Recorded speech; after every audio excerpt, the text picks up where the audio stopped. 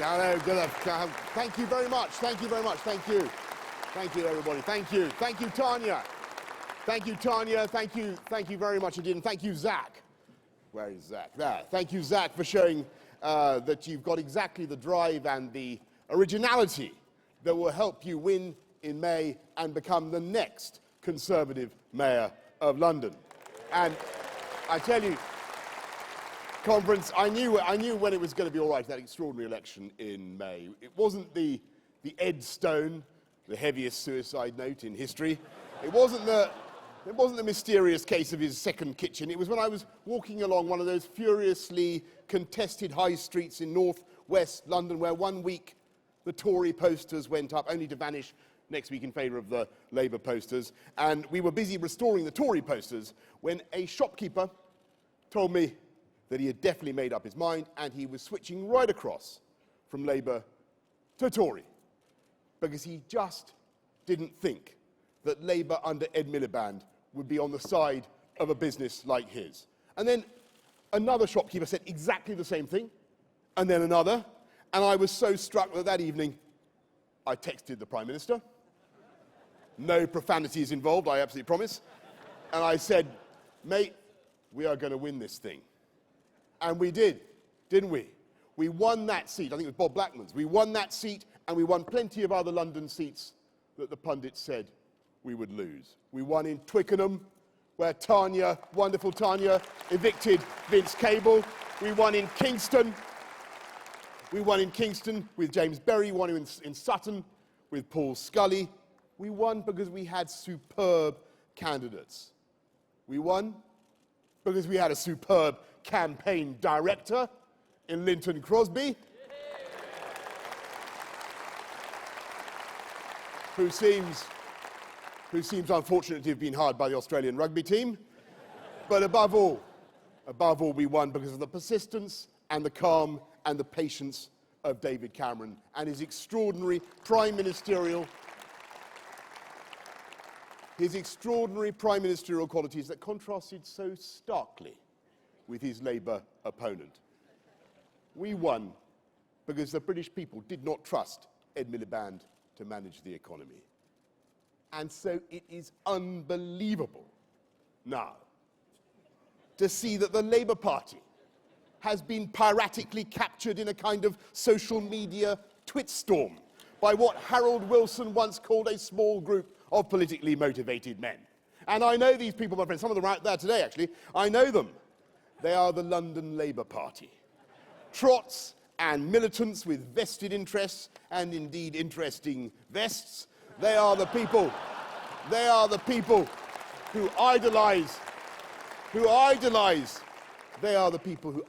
Hugo Chavez and toast the revolution in taxpayer-funded vintage Burgundy. I know them because we have fought them and beaten them twice in London. And the reason I first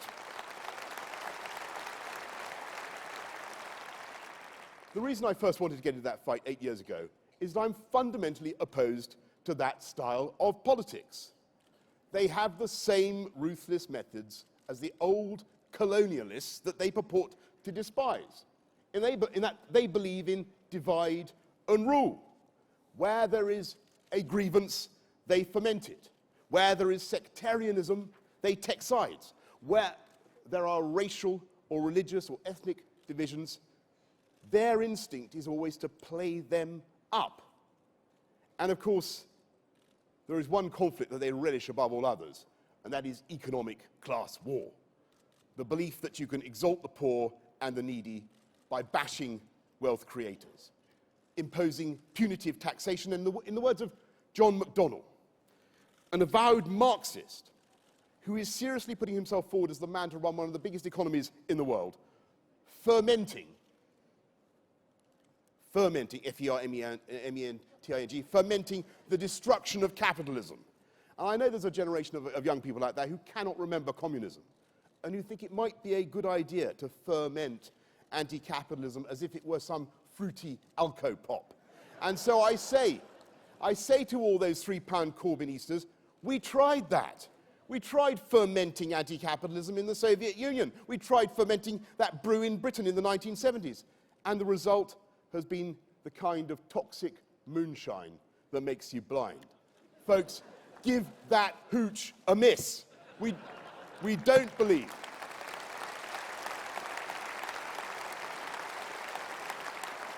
We Conservatives don't believe in destroying capitalism because for all its faults, capitalism is the best means humanity has yet found for satisfying our wants and needs.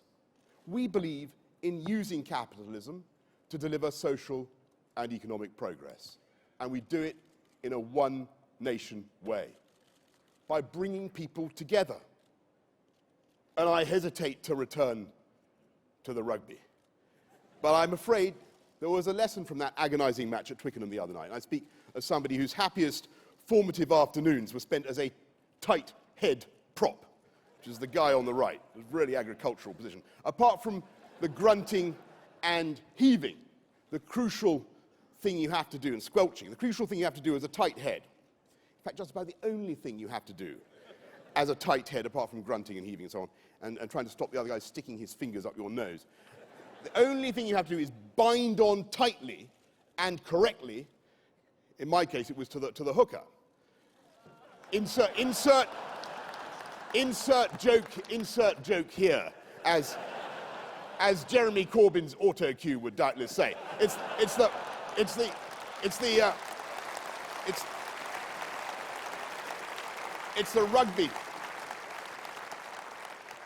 the rugby scrum that provides a metaphor for my political beliefs.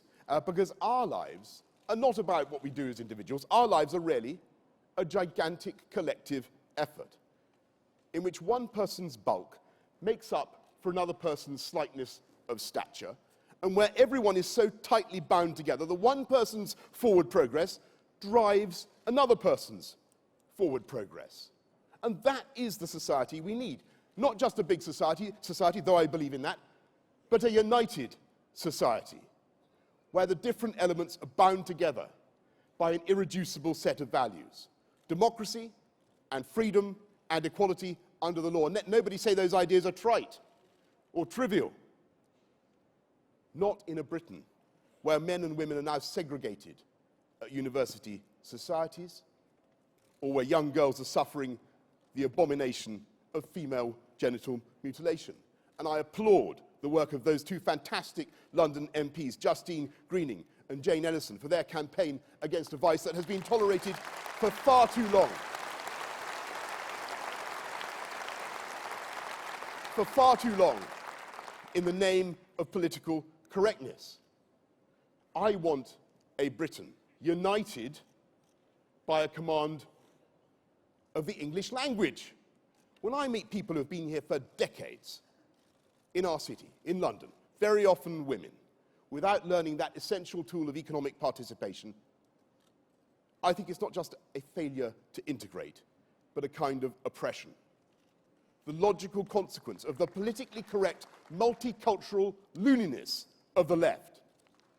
And if dear Jezza is wondering whether to sing the national anthem, can I recommend that he comes to City Hall for our annual citizenship ceremony, where people from around the world queue to have a selfie.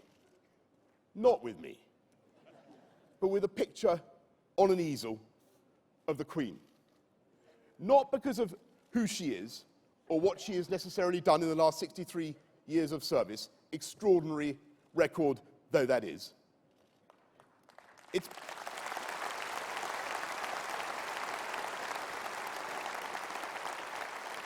It's because of what she represents, the continuity of the great free institutions of this country, the ideas that she incarnates of our democracy and the sovereignty of the Crown in Parliament.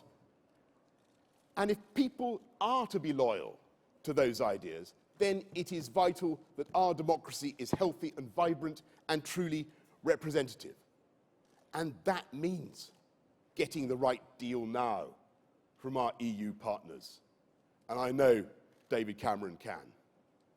Helping to restore trust in Parliament by making sure that new laws affecting the British public are made by people the British public can kick out at elections.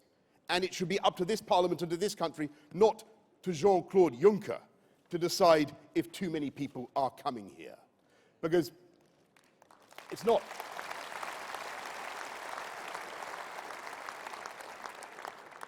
It's not that we object to immigration, let alone immigrants in themselves.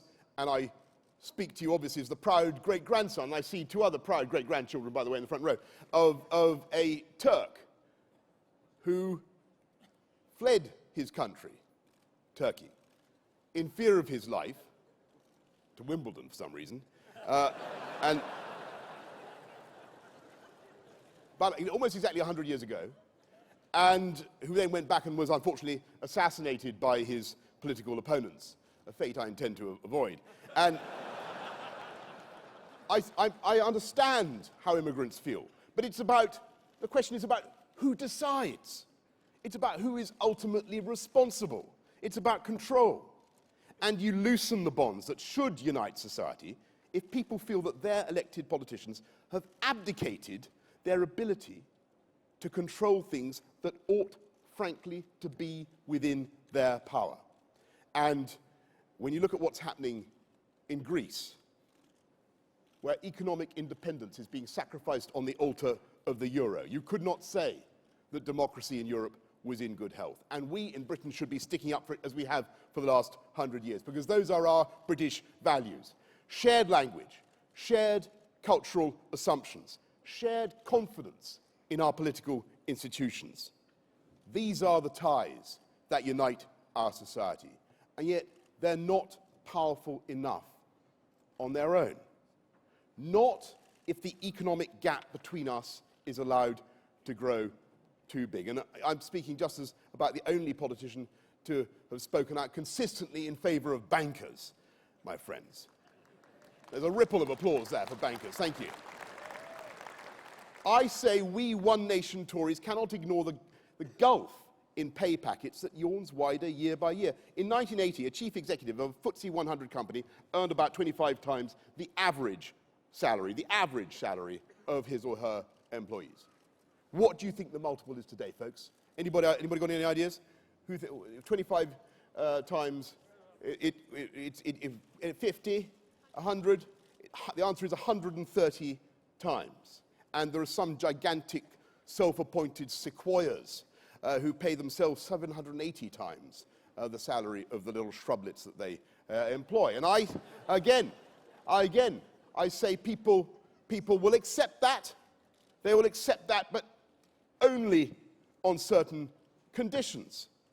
Only if they feel that this dynamic, entrepreneurial, high-reward capitalist system is actually helping to take everyone forward. We will accept it if and only if they pay their taxes, rich corporations and rich individuals. If, and only if, those firms pay their employees decently. And it's great that a giant retailer like Lidl is paying not only the minimum wage, but the London living wage. And we must make sure, as we reform welfare and as we cut taxes, that we protect the hardest working and the lowest paid.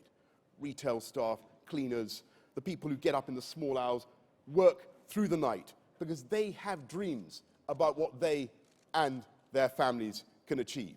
The people without whom my economy, the London economy, would simply collapse. The aspiring, striving, working people.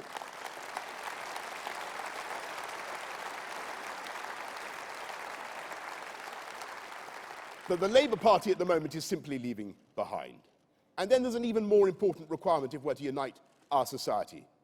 And that is that there must be opportunity and a sense of opportunity. And it is Conservative policies on housing, building more new homes in London now than any point in the last 35 years. On transport, the biggest investment in infrastructure since the days of Queen Victoria. On education, the schools revolution that we've led, epitomised by Catherine Beerbohm-Singh's incredible Times Table spouting, Shakespeare reciting school in Brent. Those policies are creating opportunity where there was none. Take those policies together with our natural instincts to cut taxes, cut red tape, help business and enterprise, and you can see why there has been a jobs boom in London, with unemployment youth unemployment at its lowest level for 25 years, 400,000 people lifted out of poverty since I became mayor. And the point I want respectfully to make to our crusty friends outside this hall is that it is actually sensible one-nation policies in London that have disproportionately benefited the poorest. And let me explain why. If crime hits the poorest hardest, and it does, you're far more likely to be burgled, I'm afraid, or to be murdered if you are poor, then it is the poor who have the most to gain from falls in crime. If you're poor in London, you're more likely to send your kids to a school where the air is seriously polluted. If you're poor, your kids are 40% more likely to die or to be seriously injured in a road traffic accident. If you're poor, your kids are far more likely to die in a domestic fire. And so if you reduce all those evils, as we have in the last 8 years, crime down almost 20%, the murder rate down 50%, air pollution, NOx down 20%, deaths on the road down 40%, deaths from fire down 50%, then you're actually doing something for social justice. You're doing something for fairness. And let me give you this, and if you're not convinced by that, let me give you this final knockout point for all those who think that inequality has increased, because they're wrong. There is one simple way in which we have a more united society, and that is in our ability to spend more time on this earth in good health with our families. Just since I've been mayor, I'm proud to say, life expectancy has gone up in London by 18 months for women and 19 months for men. Men are catching up, obviously. And there are parts of the Harrow Road now where life expectancy at birth is 97. I don't know what monkey glands or royal jelly they apply in the Harrow Road, but you live longer under the Tories, my friends. And yet, it is the most extraordinary. It is the most extraordinary and counterintuitive statistic that it is the poorest who are seeing the biggest gains in life expectancy, so that the gap in average life expectancy between the richest and the poorest parts of our city has actually diminished from about 5 years when I became mayor to about 3 years today. And of course, that gap is still disgraceful. But it is progress that we are seeing. It is the cause of social justice. It is one nation tourism of the kind that we are fighting for.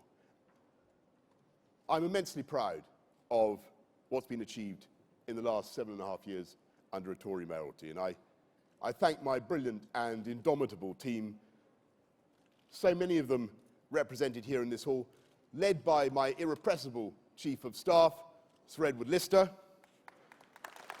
Where is he? Three of them. I've become very happy to say I've become MP for Uxbridge and South Ruislip, which is an absolute joy, but three of the rest of the team have gone on also to become MPs. Kit, Victoria, James, fantastic to see you here and in Parliament. We began in 2008 with a crisis that many people said would knock London off its perch as the world's greatest city, as the world's financial capital. We come now to the final furlongs with London, the #1 city for banking, for bioscience, for media, for culture, for theatre, for cocktail bars, and for just about everything else, with our capital installed for the second year running with 18.8 million international visitors as the #1 international tourist destination, the world's most popular city under the Conservatives. We have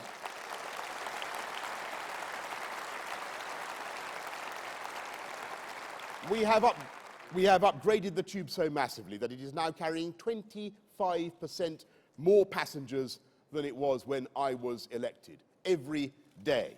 And that is because we have cut delays on the tube by more than 50%. We are delivering Crossrail on time and on budget, the biggest engineering project in Europe. We have not only staged the world's greatest ever Olympic Games, but we have secured a sensational physical legacy at the Olympic Park in Stratford, so that London is now the only Olympic city to have found a long-term private sector future for all 7 of its sporting venues. To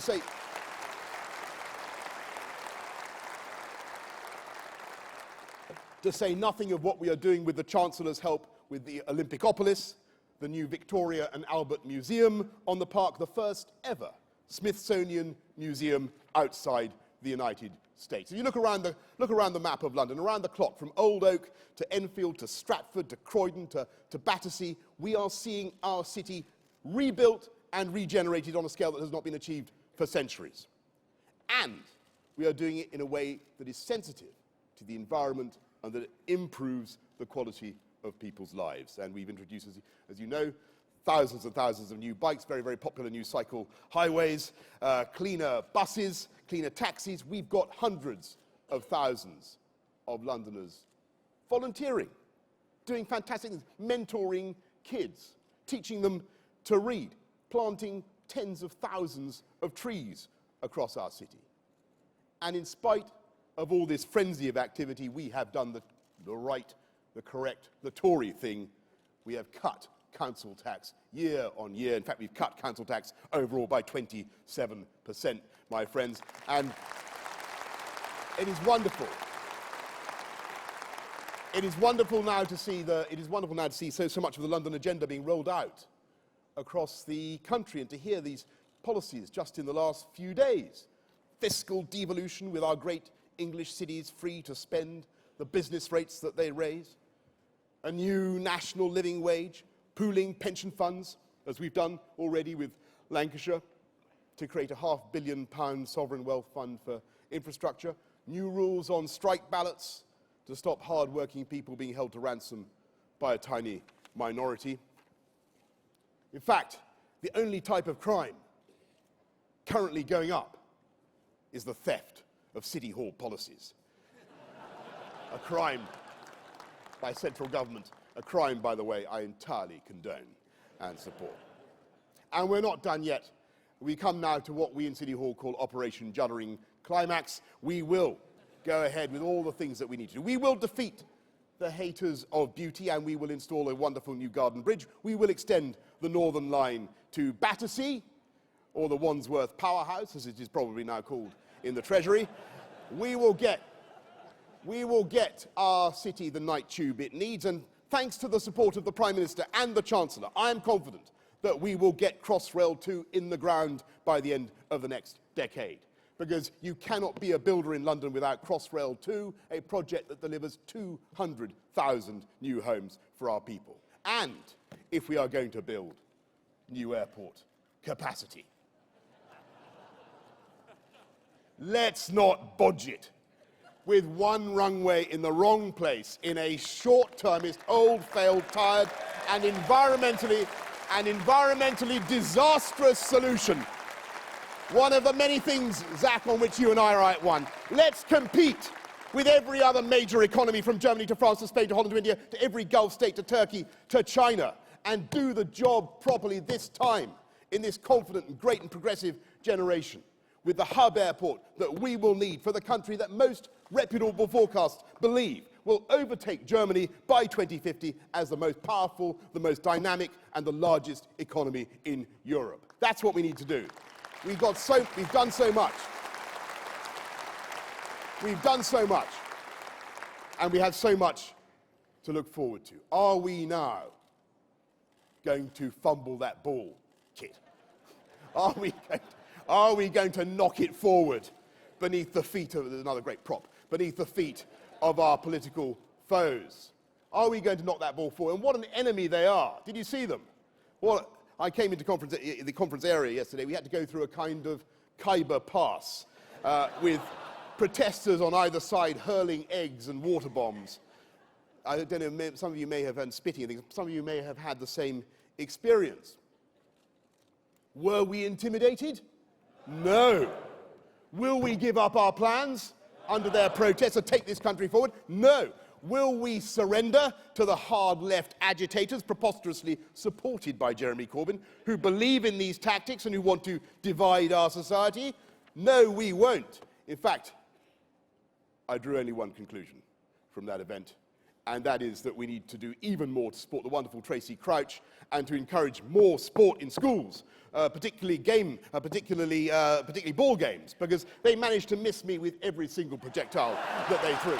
And if that isn't a Tory policy, if that isn't a Tory policy, I don't know what is. They managed to miss me just as Labour missed the lesson of that election in May. Because it wasn't just about rejecting Miliband and Salmond and Sturgeon and all the other fishy characters. It was because people, so many people now believe, seeing what David Cameron and the last government delivered, that if they stick with us, then this country could truly be on the verge of something great. And they see the difference between Tories and the extreme left that's taken over the Labour Party. The extreme left is always willing to believe the worst about this country and its history and its institutions. And it's we Tories who are always ready to believe the best about the British people, what we stand for, and what we can do. And that is why I am a Conservative, and a one-nation Conservative. And as we drive for the line, to pick up this metaphor, which has probably gone on for too long, but never mind, as we drive for the line now, with the ball at our feet, I want us all to bind on hard, as I said, and I want us all to work together to get Zach Goldsmith elected for 4 more years in May of solid, progressive, one-nation, Conservative government in London, with a party united in our ambition to unite our society. Thank you very much indeed. Thank you.